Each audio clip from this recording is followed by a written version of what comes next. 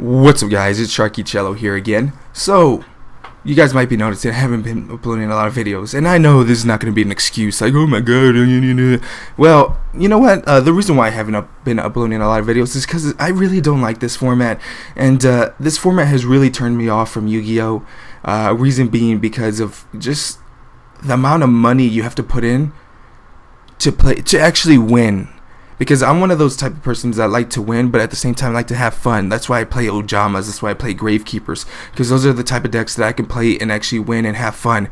But the way this format is, you really can't play those kind of decks. And you really can't do anything with those kind of decks. Because decks like Mermails, decks like Prophecies, decks like Constellars, if you want to count them. Decks like Evil Swarms and E-Dragons.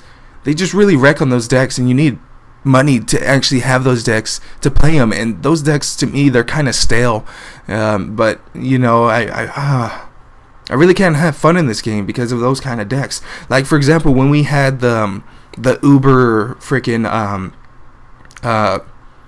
wind-ups, when wind-ups were super broke ass, I had fun that format. Reason being because I could play Ojamas, I could play Gravekeepers and wreck that deck and have fun when because you know you could actually do stuff like that in that format. And you know, this format is not really like that, where you just have to play one of those 5 decks, and if you don't, then you're just gonna end up losing, and that's just not fun anymore. You know, that's just not fun. I'd rather have, you know, variety. I'd rather have a Teledad where I can still freaking play Gravekeepers in the Teledad format and still win. I'm not even joking.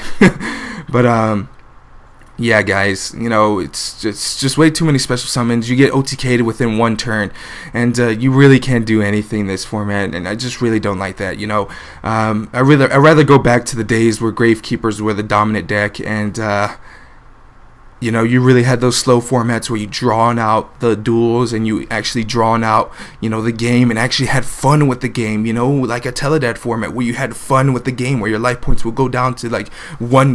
Both of you will have 1 life points, and you guys will be battling out to see who will get that last life points. But you know, the game has changed, and it's just uber stupid, annoying. But anyway, guys, I'm going to be talking about Blackluster Soldier, Envoy of the Twilight. And before I start, this is my new season of perfecting the Ojamas. So hopefully they'll nerf those, they'll fucking ban the shit out of those decks, and I can play Ojamas back here again. So anyway, let's talk about this card. I know a lot of people have been giving criticism to this card because it's not really that great. But if you play in Ojamas, it'll actually give them a little steroid that they needed. So what this card does is called Blackluster Soldier, Envoy of the Twilight, and it's a dark warrior, level 8, 3000 attack, 2500 defense. So what it does is that this card cannot be normal or set, and must be special summon. It must be special summon from your hand by having equal number of light and dark monsters in your graveyard, and banishing all monsters of one of those attributes from your graveyard, and cannot be special summoned by any other ways. While face up on the field, you can this card can also sorry guys, this card is also a light attribute, and when this card is special summon, you can activate one of the following effects depending on the attribute of monster banished for its special summon. You cannot conduct battle phase during the turn you activate this effect.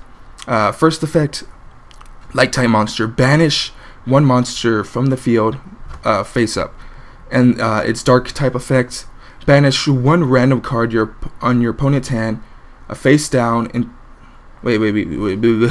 banish 1 random card from your opponent face down. Oh, okay, face down, like, you know, he puts his hand face down and you pick it until your opponent's end phase. So I really don't like the dark effect, but the light effect is pretty decent. You know, it's like a Blackluster Soldier, but you know, this card, I really don't care for its effect. I really care for the ability that it's a 3000 beater and it works for Ojamas, especially if you're playing the Ojama junk deck. And you guys might be saying, well, if you play the Ojama junk deck, how are you going to have equal amount of dark and lights? Well, that deck, I'm glad you asked. Well, that deck, with Ojama Country, you can really control the field.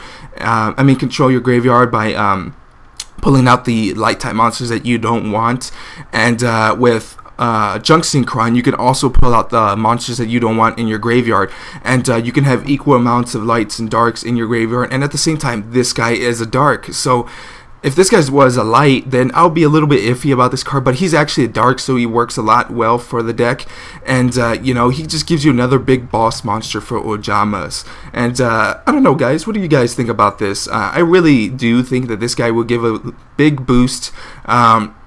Ojamas have a promising future once this format is over, and once they ban the crap out of these decks. They have a really big promising future once they release all the synchro monsters and all the big beater monsters that Ojamas needs, that Japan has right now, and we really need to make Ojamas better. So tell me, guys, what do you guys think about Blackluster Soldier, Envoy of the Twilight? Until next time, guys, I'll see you guys later, and don't worry, guys, I'm gonna be going back to my roots and having fun with this game. So like I said, until next time, guys, I'll see you guys later. Bye.